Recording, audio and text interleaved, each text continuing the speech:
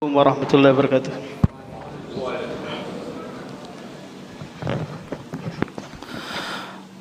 Allahu Akbar, Allahu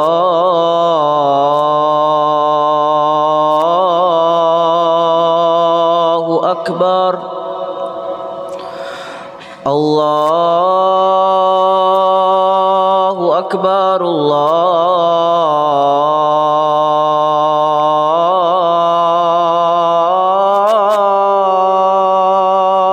Akbar. Ashhadu an la ilaha illallah.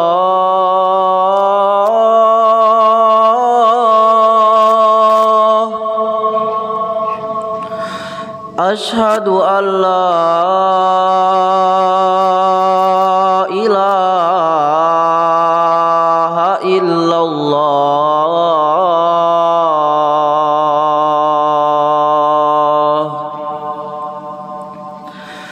Ashhadu anna Muhammadar Rasulullah.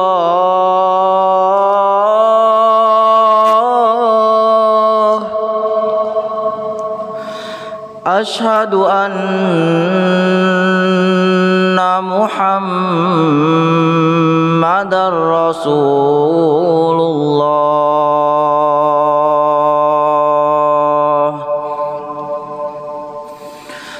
Hayya 'alas salah.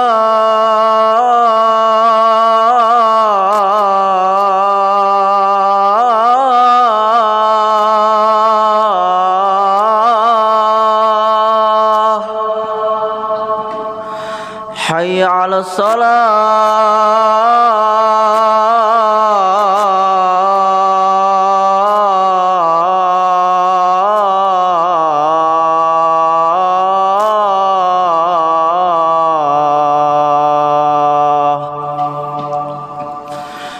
Hayya 'alal falah.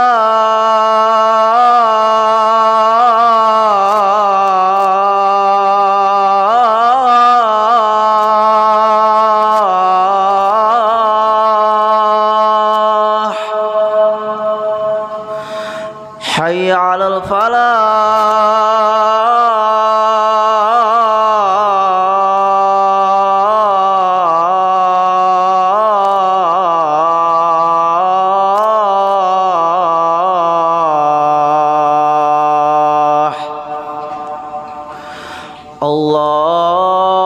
Allahu Akbar,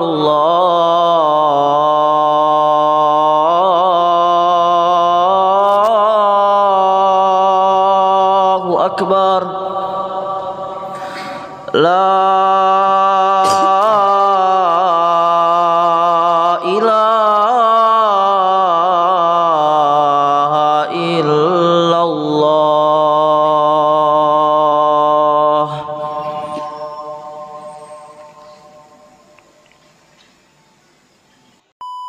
Innal hamdalillah nahmaduhu wa nasta'inuhu wa nastaghfiruh wa natubu ilaihi wa na'udzu billahi min syururi anfusina wa min sayyiati a'malina. May yahdihillahu fala mudhillalah wa may yudlil fala hadiyalah. Asyhadu an la ilaha illallah wahdahu la syarikalah wa asyhadu anna Muhammadan abduhu wa rasuluhu sallallahu alaihi wa ala alihi wa sahbihi wa sallama taslima. Ya ayyuhalladzina amanu taqullaha haqqa tuqatih wa la tamutunna illa wa antum muslimun. Ya ayyuhan nasu taqu rabbakumul ladzi khalaqakum min nafsin wahidah wa khalaqa minha zawjaha wa bassa minhuma rijalan katsiran wa nisaa. Wattaqullaha alladzi tasaaluna bihi wal arham innallaha kana 'alaikum raqiba. Amma ba'd. Segala puji bagi Allah Subhanahu wa Ta'ala yang tiada henti-hentinya mencurahkan nikmatnya kepada kita semua. Nikmat yang menuntut kita untuk senantiasa mensyukurinya dengan meningkatkan ibadah dan ketakwaan kepadanya. Sekaligus itu adalah perbekalan yang terbaik yang kita kumpulkan semasa kita hidup di alam semesta ini. Fatazawwadu fa inna khairaz zadi taqwa. berbekallah kalian karena sesungguhnya sebaik-baik perbekalan adalah takwa. Khatib pada kesempatan yang berbahagia ini akan mengajak para jamaah untuk mentadaburi satu ayat dari Al-Quran Al-Karim, yang mana kita ketahui bahwa tujuan utama diturunkannya Al-Quran liyadabbaru ayatihi, agar ditadaburi ayat-ayatnya. Afala yatadabbaruna al-Quran am ala kulubin aqfaluha. Apakah mereka tidak mentadaburi Al-Quran ataukah hati mereka tertutup? Ayat yang ingin kita tadaburi pada kesempatan ini adalah ayat kelima di dalam surah Al-Fatihah. Sebagaimana kita ketahui bahwa surah Al-Fatihah merupakan intisari Al-Quran Al-Karim. Karena Al-Quran dari awal hingga akhir berisikan tentang keesaan kepada Allah, berisikan tentang kisah-kisah, dan berisikan tentang halal dan haram atau ahkam. Dan ketiga hal ini disebutkan secara global di surah Al-Fatihah. Dan intisari surah Al-Fatihah terdapat di ayat yang kelima, yaitu iyyaka na'budu wa iyyaka nasta'in. Maka semestinya lah kita mentadaburi surah ini, terutama di ayat yang kelima. Kenapa? Karena surah Al-Fatihah merupakan surah yang senantiasa kita baca. Bahkan 17 kali dalam sehari semalam kita membacanya, belum lagi di solat-solat sunnah kita. Karena surah Al-Fatihah merupakan rukun dari rukun-rukun solat kita, yang tidak sah solat kita jika kita tidak membacanya. Allah Subhanahu wa taala berfirman di ayat yang kelima di surah Al-Fatihah, iyyaka na'budu wa iyyaka nasta'in. Hanya kepadamu kami beribadah dan hanya kepadamu kami meminta tolong. Ayat yang mulia ini Allah Subhanahu wa taala mengajarkan kepada kita semua tentang dua ikrar yang sangat mulia. Apa itu? Ikrar yang pertama adalah pengakuan seorang hamba bahwa seluruh ibadah yang dia lakukan itu dia peruntukkan hanya untuk Allah Subhanahu wa taala. Apapun bentuk ibadah yang dia lakukan, semua dia tujukan untuk Allah. Dia tidak mengharap pujian manusia, dia tidak mengharap untuk didengar, disanjung, apalagi dia peruntukkan untuk selain Allah Subhanahu wa taala. Dia hanya semata-mata beribadah hanya kepada Allah. Ayat ini selaras dengan ayat yang lain yang Allah berfirman di sana, "Qul inna sholati wa nusuki wa mahyaya wa mamati lillahi rabbil alamin." Katakanlah wahai Muhammad, sesungguhnya salatku, sembelihanku, hidup dan matiku lillah, hanya untuk Allah Subhanahu wa taala. La syarikalah, yang tidak ada sekutu baginya. Timbul pertanyaan sekarang, kenapa Allah Subhanahu wa taala mengajarkan kita ikrar, memerintahkan kita untuk beribadah? Apakah Allah butuh ibadah yang kita lakukan? Maka jawabannya tidak. Ibadah yang kita lakukan itu tidak dibutuhkan oleh Allah Subhanahu wa taala. Karena Allah Al-Ghani, Maha Kaya, tidak butuh kepada makhluknya. Dia adalah As-Samad, yang mana seluruh makhluk bergantung kepada Allah Subhanahu wa taala. Lantas ibadah itu kembalinya kemana? Maslahatnya itu kembalinya kepada kita. Allah berfirman, "Man amila sholihan falinafsi wa man asa'a fa'alaiha." Barang siapa yang melakukan amalan soleh, apakah itu salat, puasa, zakat, sedekah, itu untuk dirinya sendiri. Wa man asaha, dan barang siapa yang bermaksiat, itu pun untuk dirinya sendiri. Maka wahai kaum muslimin yang dirahmati Allah Subhanahu wa taala, tentulah tak kala Allah memerintahkan kita beribadah kepadanya, maka pasti di sana terkandung hikmah-hikmah yang sangat agung, faedah-faedah yang besar yang kita bisa rasakan di dunia maupun di akhirat kelak.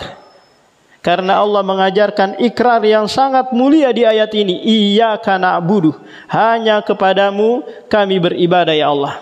Faedah yang kita bisa rasakan di dunia tak kala kita beribadah kepada Allah Subhanahu wa taala, yang pertama adalah kebahagiaan yang hakiki akan kita peroleh di saat kita beribadah kepadanya. Ketenangan jiwa, kelezatan di saat menghambakan diri akan kita raih. Sementara kebahagiaan yang lain, kebahagiaan bersama istri, kebahagiaan tak kala memiliki harta, memiliki jabatan, kedudukan yang tinggi, itu semua hanya sementara. Itu semua hanya fana. Sementara kebahagiaan seorang mukmin terikat tak kala dia beribadah kepada Allah Subhanahu wa taala.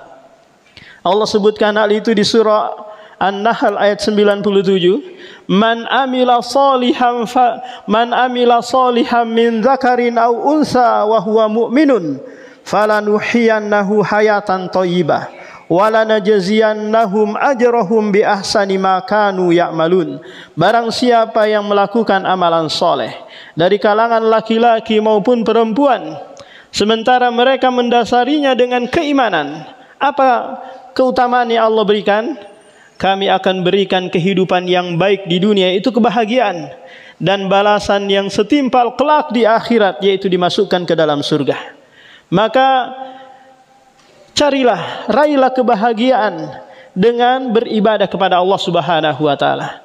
Maka akan Anda rasakan kebahagiaan itu meskipun Anda tidak memiliki pekerjaan, meskipun Anda tidak memiliki penghasilan, meskipun Anda sedang sakit atau sedang sehat, Anda akan merasakan kebahagiaan selama Anda beribadah kepada Allah Subhanahu wa taala. Ini keutamaan yang pertama. Keutamaan yang kedua, bahwa tak kala seorang itu beribadah kepada Allah, maka sungguh dia telah menjalani kehidupan yang hakiki, kehidupan yang sebenar-benarnya. Tujuan utama Allah menghidupkan, menciptakan manusia. Sementara tak kala manusia itu tidak beribadah, tidak menghambakan diri kepada Allah, maka dia pasti kehidupannya seperti kehidupan hewan yang hanya mementingkan syahwat perut dan syahwat kemaluan. Sementara tak kala mereka beribadah kepada Allah, itulah kehidupan yang hakiki sebenarnya bagi seorang manusia. Allah sebutkan hal itu di surah Al-A'raf. Allah berfirman, ya ayyuhalladzina amanu stajibu lillahi walir rasul idza da'akum lima yuhyikum. Wahai orang-orang yang beriman, istijabalah, penuhilah seruan Allah dan seruan Rasulnya apabila keduanya mengajak kalian kepada kehidupan yang hakiki. Wa ma khalaqtul jinna wal insa illa liya'budun. Tidaklah kuciptakan jin dan manusia kecuali hanya untuk beribadah. Di saat kita beribadah kepada Allah, maka sungguh kita telah menjalani kehidupan yang sebenar-benarnya, kehidupan yang Allah inginkan sebagai manusia. Ini yang kedua. Kemudian yang ketiga, tujuan kita beribadah kepada Allah Subhanahu wa taala adalah agar kita tetap menganut agama yang mulia ini, agama yang diterima di sisi Allah Subhanahu wa taala. Yang Allah tidak terima agama selain Islam. Tak kala kita tetap menjalankan ibadah, maka itulah yang Allah harapkan. Agar apa? Agar kelak kita ditutup, diwafatkan oleh Allah dalam keadaan Islam. Kata Allah, ya ayyuhalladzina amanu ittaqullaha haqqa tuqatih wala tamutunna illa wa antum muslimun. Janganlah kalian mati kecuali dalam keadaan Islam, kecuali dalam keadaan memeluk agama Islam. Dengan cara apa, Pak? Dengan cara kita menjalankan setiap aktivitas ibadah di dalam agama ini. Kalau kita berpaling dari ibadah, kita menyembah patung mungkin, atau menyembah pohon mungkin, maka sungguh keislaman kita akan hilang, sehingga kita mati dalam keadaan merugi. Kemudian tujuan yang keempat dari kita beribadah kepada Allah, agar Allah Subhanahu wa taala memberikan rezeki kepada kita. Sebab kelancaran rezeki hamba tersebut tak kala dia beribadah terus menerus kepada Allah Subhanahu wa taala. Disebutkan dalam sebuah hadis kursi, Allah berfirman di sana, ya ibadi, wahai hambaku, tafarraq li ibadati amla usadraka ginan wa asudda faqrak wa illa mala'tu yadaika suglan walam asudda faqrak. Wahai hambaku, kata Allah, sibukkanlah beribadah kepadaku, niscaya aku akan penuhi dadamu dengan kekayaan dan aku akan tutup kefakiranmu. Kalau tidak, maka aku akan penuhi kedua tanganmu dengan kesibukan yang tiada habisnya, dan senantiasa aku akan tidak tutup kefakiranmu. Kemudian yang terakhir, tujuan kita beribadah kepada Allah agar kita mati dalam keadaan husnul khotimah, ditutup dengan amalan-amalan kebaikan. Karena kita tidak tahu apakah kondisi keadaan kita sama hari ini dengan besok, maka jawabannya itu kita tidak tahu. Kita hanya memohon kepada Allah agar senantiasa diberikan istiqomah, terus beribadah kepada Allah hingga kita ditutup usia kita, ditutup ajal kita dengan beribadah kepada Allah Subhanahu wa taala. Rasulullah sallallahu alaihi wasallam pernah diperintahkan di dalam Al-Qur'an untuk senantiasa beribadah sampai meninggal dunia. Padahal kita tahu bahwa Rasulullah sudah diampuni dosa-dosanya yang telah lalu maupun yang akan datang. Surga telah dijaminkan untuknya, tapi juga tetap diperintahkan beribadah. Kata Allah Subhanahu wa taala di akhir surah Al-Hijr, Allah merintahkan wa'bud rabbaka hatta ya'tiyakal yakin. Beribadahlah kepada Rabbmu wahai Muhammad hingga kematian datang menjemput. Maka tidak ada kata istirahat dalam beribadah. Tidak ada istilahnya ibadah pekanan, ibadah mingguan, ibadah tahunan, enggak ada. Terus beribadah karena itu adalah kebutuhan kita. Karena itu adalah tujuan kita.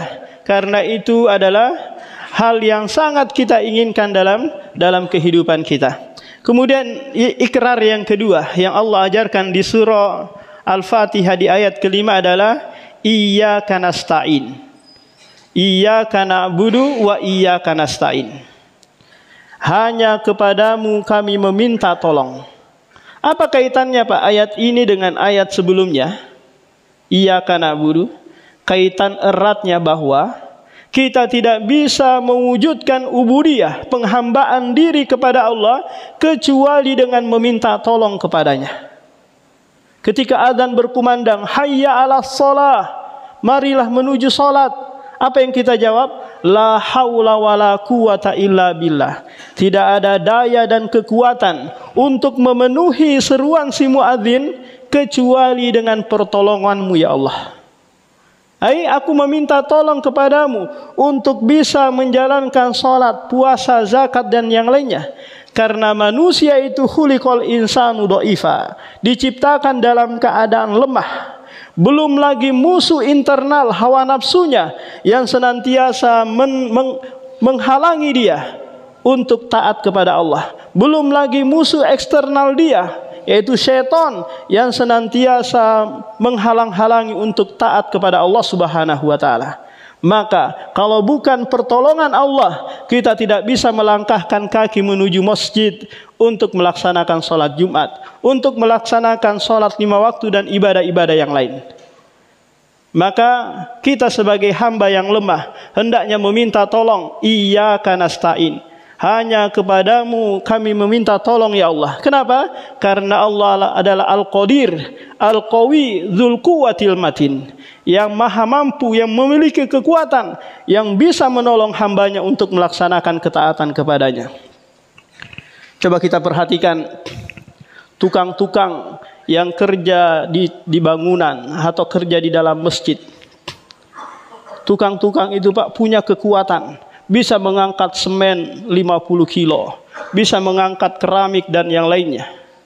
Ketika azan berkumandang, mereka tidak sanggup melangkahkan kaki, mengangkat kedua tangannya bertakbir untuk sholat. Kenapa kira-kira Pak? Karena mereka tidak ditolong oleh Allah Subhanahu wa taala. Maka wahai kaum muslimin, jangan pernah lupa untuk senantiasa meminta tolong kepada Allah agar kita dimudahkan beribadah kepadanya.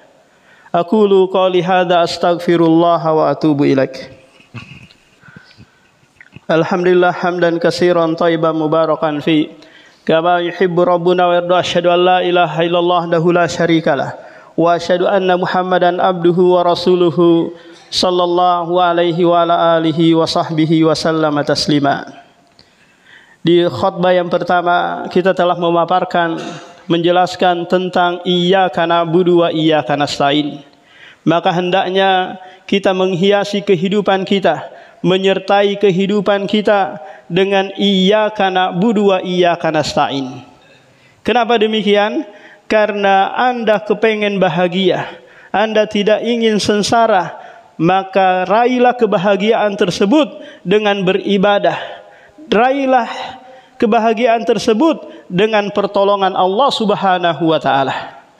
Datang sebuah hadis menyebutkan kepada kita, Rasulullah sallallahu alaihi wasallam bersabda, "Ihris ala ma yanfa'uk wasta'in billah wala ta'jas." Bersemangatlah kalian terhadap hal-hal yang memberikan manfaat. Apakah itu manfaat duniawi ataukah manfaat ukhrawi? Wasta'in billah, dan meminta tolonglah kepada Allah agar Anda dibantu ditolong olehnya.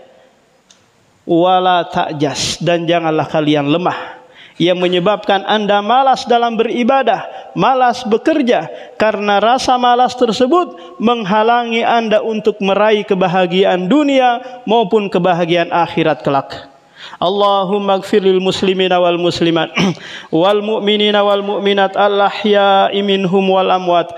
Rabbana la tuzigh qulubana ba'da idh hadaitana wa hab lana min ladunka rahmah innaka antal wahhab. Rabbana zalamna anfusana wa illam taghfir lana lanakunanna minal khasirin. Rabbana taqabbal siyamana wa salatana wa sadaqatana ya rabbal alamin. Rabbana atina fid dunya hasanah wa fil akhirati hasanah wa qina adzabannar. Aqimus shalah.